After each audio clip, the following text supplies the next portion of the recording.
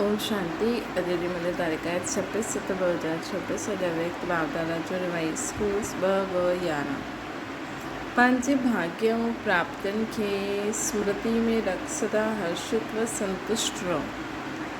दृष्टि वृत्ति ऐं प्रवृत्ति द्वारा संतुष्टता जो अनुभव कराएं। अॼु बाबदादा सभी ॿारनि खे ॾिसी ख़ुशि थियनि था। हर एक बार परमात्मा प्यार द्वारा पहुची विया आहिनि। त अॼु बाप दादा हर एक ॿार जे मस्तक जे भाग्य जी रेखायूं ॾिसनि था। अहिड़ो भाग्य, एतिरो वॾो भाग्य सॼे कल्प में कंहिंखे बि प्राप्त न आहे। श्री तव्हांखे भाग्य ॾियण वारो स्वयं भाग्य विधाता बाप आहे।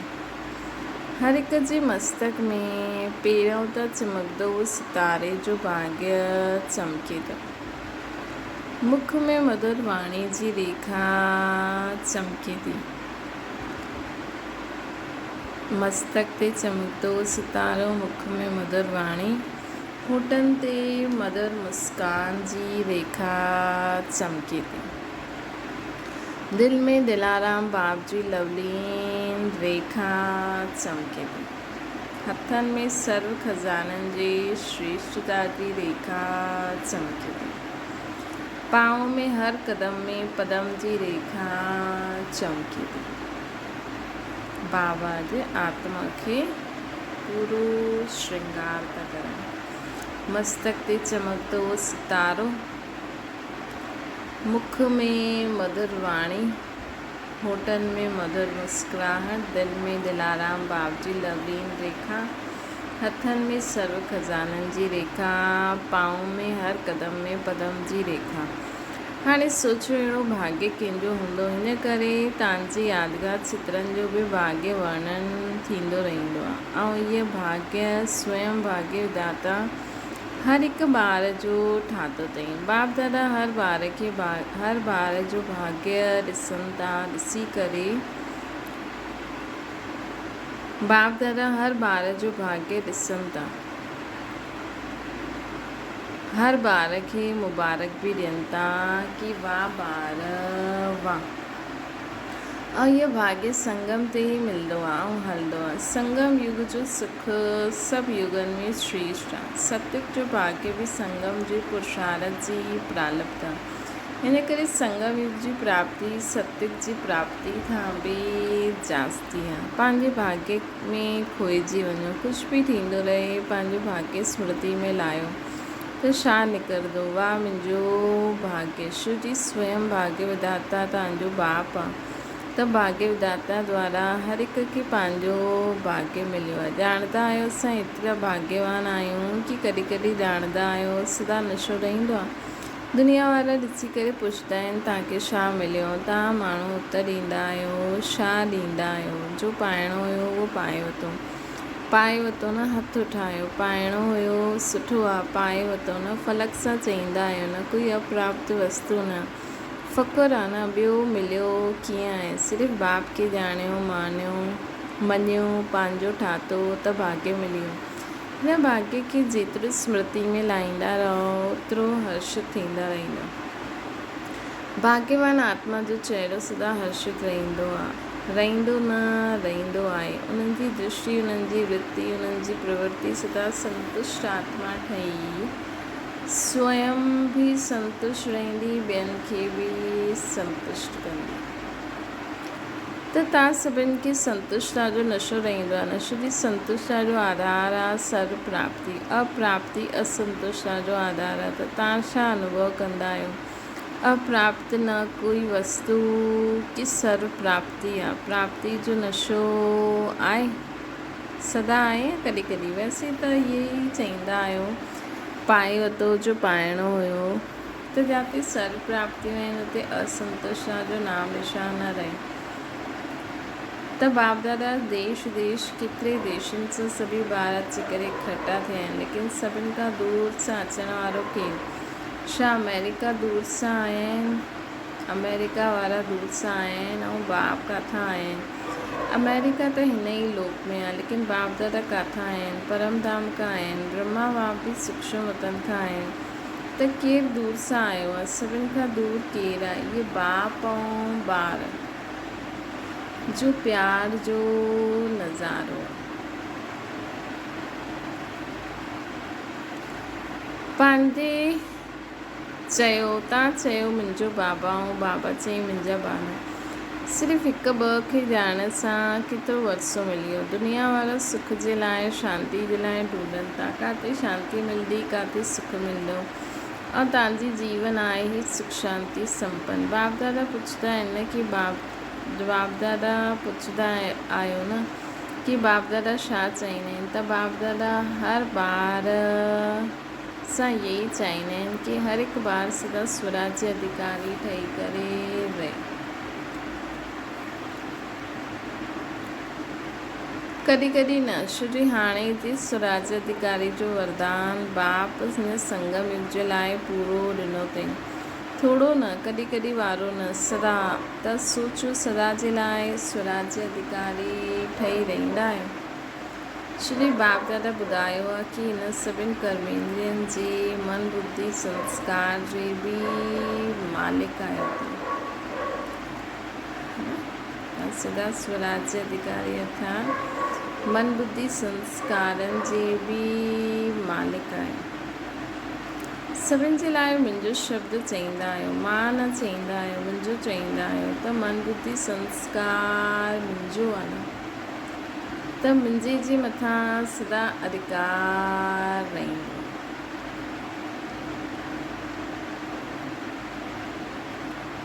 त बाबा हाणे जे लाइ सभिनि खे पूरो स्वराज्य अधिकारी जो वरसो ॾिनो अथई। इन सभी कर्मेंद्रियों मन बुद्धि संस्कारनि जा बि मालिक।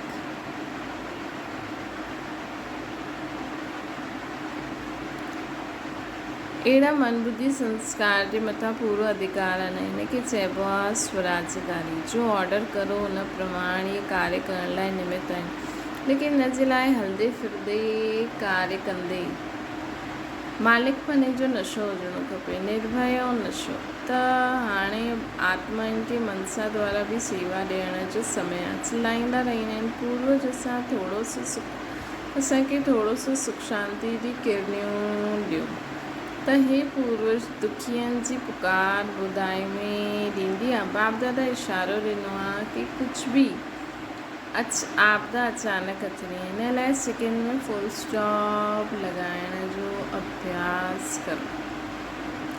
वो प्रैक्टिस बि करो था, श्री हुन समय पुरुषार्थ जो समय न रहंदो। अभ्यास करो, लॻायो, फुल स्टॉप थी वञे आश्चर्य जी माता। इन करे पुरुषार्थ जो समय हाणे मिलियलु आहे। हुन समय पुरुषार्थ जो समय न रहंदो, प्रैक्टिकल करण जो समय आहे।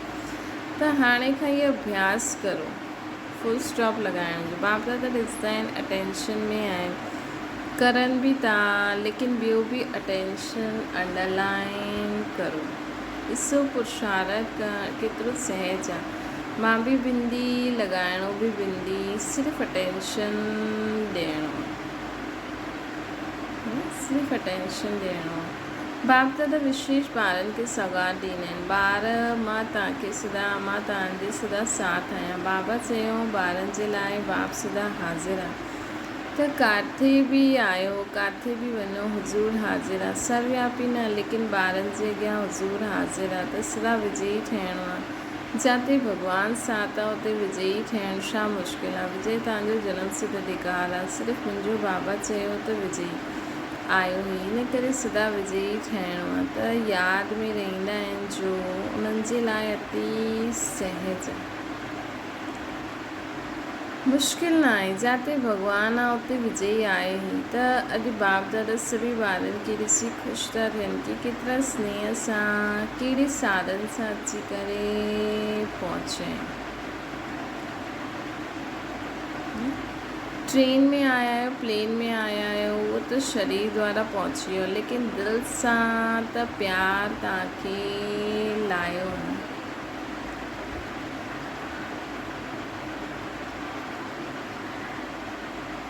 दिलि सां त प्यार तव्हांखे लायो न। हिम्मत तव्हांजी त मदद बाप जी। हाणे बाप दादा इहे चाहींदा आहिनि की हर ॿार हर कर्म पंहिंजे स्वराज्य जी सीट ते स्थित रहे, हर कर्म कंदे पंहिंजे स्वराज्य जी सीट ते सेट रहे।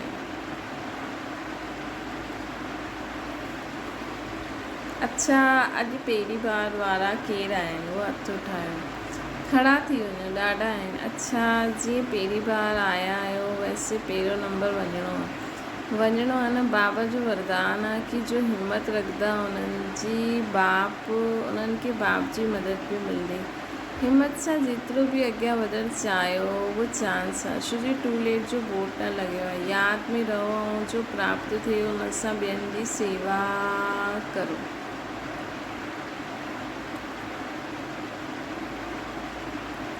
जेतिरी सेवा कंदो ओतिरी दुआयूं मिलंदी, उहे दुआयूं तव्हांखे अॻियां वधाईंदी। संदेश ॾींदा रहो, बाक़ी हर हिक जी तकदीर, लेकिन तव्हां संदेश ॾींदा रहो। पुण्य आत्मा पंहिंजो जमा कंदा रहो, जो पुण्य अॻियां वधाईंदो रहंदो।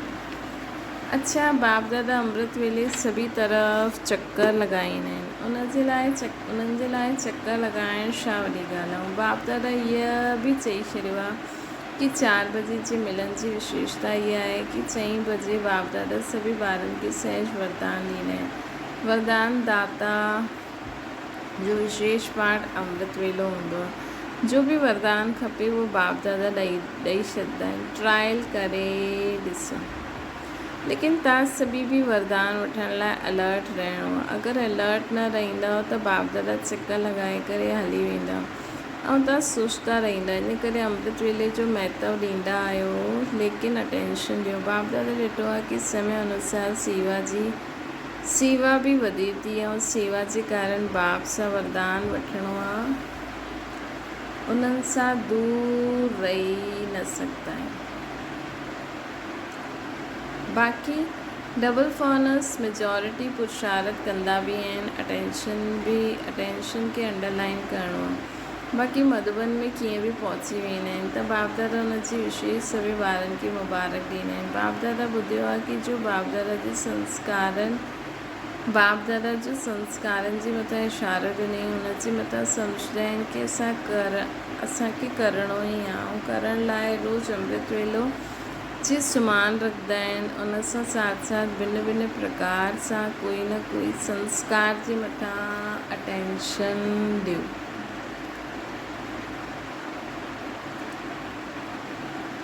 अॼु जे ॾींहुं हिन संस्कार जे मथां विशेष अटेंशन आहे। पोइ रात्रि जो जॾहिं बाप दादा खे पंहिंजे सॼे ॾींहं जो चार्ट ॾींदा आहियो, हुन समय हुन संस्कार जी रिज़ल्ट बि विशेष ॿुधायो त विशेष अटेंशन थी वेंदो कि हिनखे संस्कार जे मथां अटेंशन रखिणो आहे। त जीअं यादि जे मथां अटेंशन ॾींदा आहियो, हुन सां गॾु हुन समय इहे रिज़ल्ट बाप दादा खे ॾियो।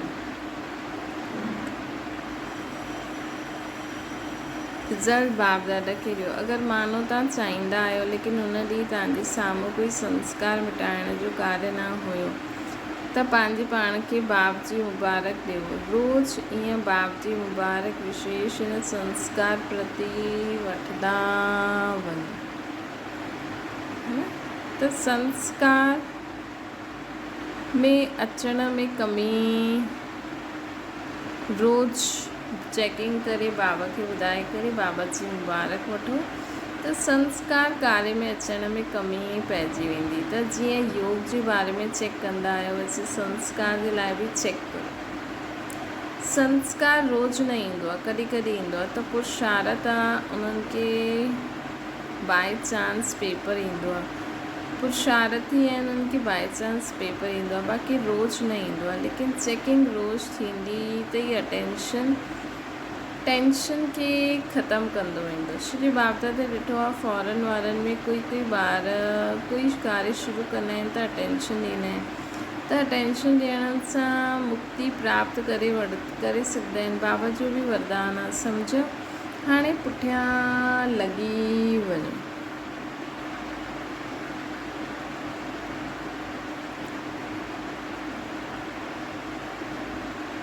हाणे पुठियां लॻी वञो।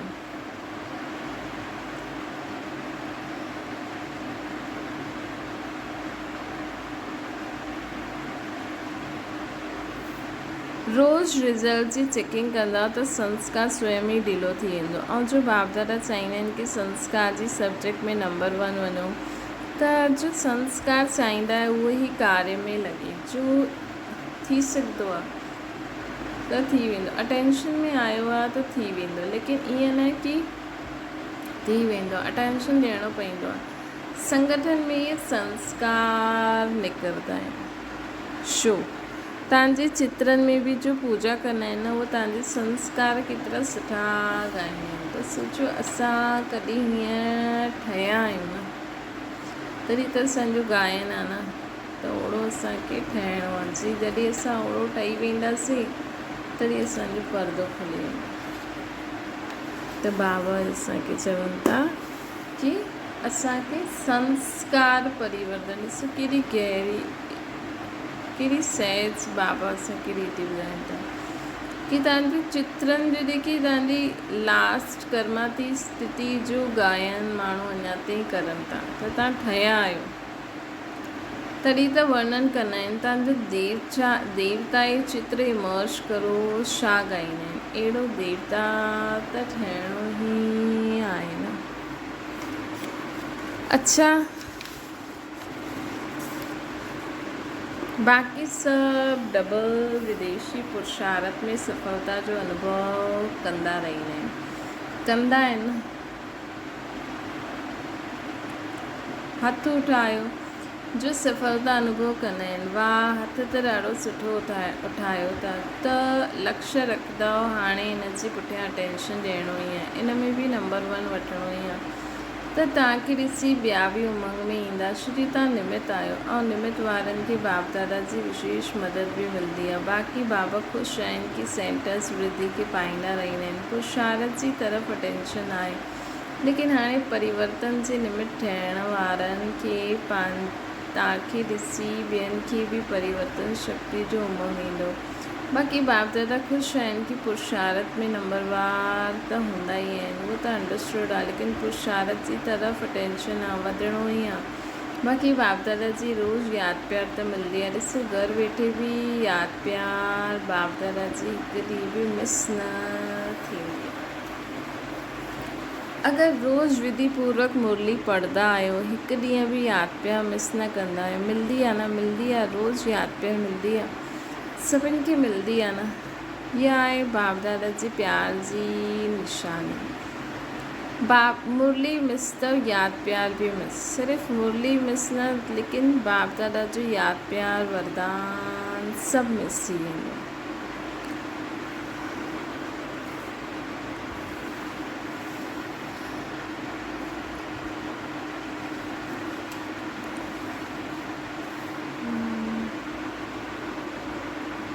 बाबा चवनि था मुरली त पढ़ी बि वठंदो, लेकिन जो समय फिक्स आहे न बाप दादा जी यादि प्यार वठण जो, उहो त मिस थी वेंदो न। त उमंग आहे हिन ते बाप दादा ख़ुशि बि आहिनि। अच्छा, मुरली मिस करण वारा आहिनि, डबल विदेशन में आहिनि, कोई आहे जो मुरली मिस कंदो आहे कारण सां?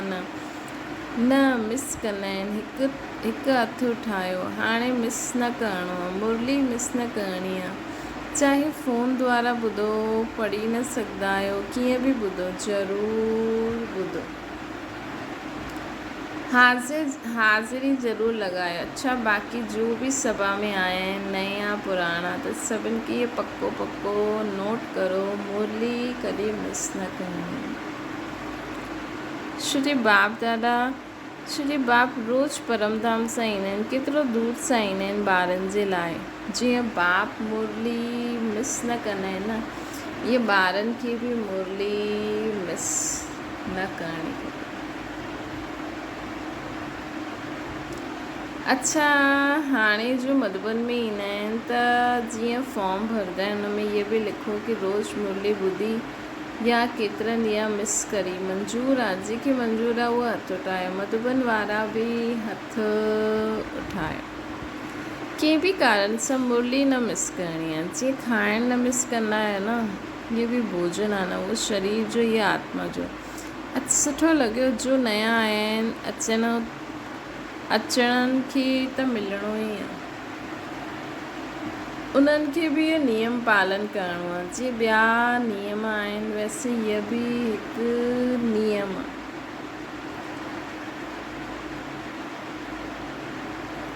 ब्राह्मण माना ही मुरली ॿुधण सेवा करण वारा, मुरली ॿुधण वारा सेवा करण वारा। हाणे सभी तरफ़ सां ॿारनि खे बाप दादा जो यादि प्यार सां गॾु मुबारक बि ॾियनि था। सदा उमंग उत्साह में अॻियां वधंदा रहो, वधंदा रहणो ई आहे, वधनि बि था। कॾहिं पंहिंजो उमंग उत्साह कंहिं बि कारण सां कंहिं बि ॻाल्हि में कम न थियणो। ॻाल्हि ॻाल्हि थी वेंदी, लेकिन पुरुषार्थ ऐं बाप जो प्यार वो पंहिंजो आहे। इन करे कॾहिं बि पंहिंजी बुद्धि खे बाप जे बिना ॿियो कंहिं ॻाल्हियुनि में बिज़ी न करो। बाप ऐं बाप जी मुरली ऐं बाप जी सर्विस, उहा सर्विस कंदा रहणो। अच्छा हाणे छा चऊं, साथ त रहणो ई आहे, त छुटी बि वठंदा आहियूं, ईअं न चई सघंदा आहियूं। साथ रहंदासीं, साथ हलंदासीं ऐं साथ ईंदासीं। अच्छा हाणे समाप्ति करो। ओम शांति। वरदाना शक्ति रूप जी स्मृति द्वारा पतित संस्कारनि जो नाश करण वारा काली रूप भव। सदा पंहिंजी ये स्मृति, सदा पंहिंजी ये स्वरूप स्मृति में रहे कि मां सर्व शस्त्रधारी शक्ति आहियां, सर्व शस्त्रधारी शक्ति आहियां। मुझ पतित पावनी ते कोई भी पतित आत्मा जी नज़र जी परछाई भी न पई सघंदी। मुझ पतित पावनी आत्मा ते कंहिं बि पतित आत्मा जी परछाई बि न पई सघंदी आहे। पतित आत्मा जी पतित संकल्प बि न हली सघंदा। मतिलबु असां पतित पावनी आहियूं त असां जंहिं बि आत्मा जे साम्हूं वेंदासीं न, अगरि उहा आत्मा पतित हूंदी न त हुन समय हुन जा पतित संकल्प बि न हलंदा। अहिड़ी पंहिंजी ब्रेक पावरफुल खपे। यदि कंहिं पतित आत्मा जो प्रभाव पवंदो आहे त हिन जो अर्थ आहे कि प्रभावशाली न आहे। कंहिं पतित आत्मा जो अगरि प्रभाव पवंदो आहे मतिलबु हुनजे पतित संकल्प असांखे टच था करनि त मतिलबु असां प्रभावशाली न आहियूं। जो स्वयं संघारी आहे उहो कॾहिं कंहिंजो शिकार न ठही सघे। त अहिड़ो काली रूप ठहो जो कोई बि तव्हांजे साम्हूं अहिड़ो संकल्प बि करे त हुनजो संकल्प मूर्छित थी वञे। तव्हांजे लाइ बि न करे ऐं ॿियनि जे लाइ बि न करे। हुन समय उहा आत्मा शुद्ध आत्मा थी वञे। स्लोगन आहे रॉयल रूप जी इच्छा जो स्वरूप आहे नामान शान। अव्यक्त इशारो आहे सारथी अर्थात आत्म अभिमानी। श्री आत्मा ही सारथी आहे न। ब्रह्मा बाबा हिन विधि सां नंबर 1 जी सिद्धि प्राप्त कई। त फॉलो फादर, जीअं तव्हां देह खे अधीन करे प्रवेश थींदा आहियो अर्थात सारथी ठहींदा आहियो, देह जे अधीन न थींदा आहियो, ईअं न्यारा ऐं प्यारा आहियो। ईअं तव्हां सभी ब्रह्मण आत्मायूं बि बाप समान सारथी जी स्थिति में रहो। मतिलबु जीअं ब्रह्मा बाबा रहिया, शिव बाबा ईंदा आहिनि देह खे अधीन करे, न्यारा प्यारा। त ईअं तव्हां बि रहो। मां आत्मा हिन देह में आई आहियां, पंहिंजो कर्म जो बि करिणो आहे पोइ वापसि मथे। सारथी स्वतः ही साक्षी हूंदा, कुझु बि कंदा, ॾिसंदा, ॿुधंदा, सभु कुझु कंदे हुए माया जी लेप शेप सां निर्लेप हूंदा। मतिलबु जेका ख़ुदि खे आत्मा सम्झंदा न, त ॾिसो कर्म त असांखे हिन पतित दुनिया में ई करिणो आहे न। त उहो वाइब्रेशन, उहो वायुमंडल जे विच में रहंदे हुए बि असांजे मथां हुनजो लेप शेप न चढ़े, मतिलबु असां हुन वायुमंडल उन संकल्पनि जे हिसाब सां ओड़ो संकल्प न करूं, ओड़ा बोल न बोलूं, ओड़ा कर्म न करूं। हिन खे चईंदा आहियूं माया जी लेप शेप सां निर्लेप।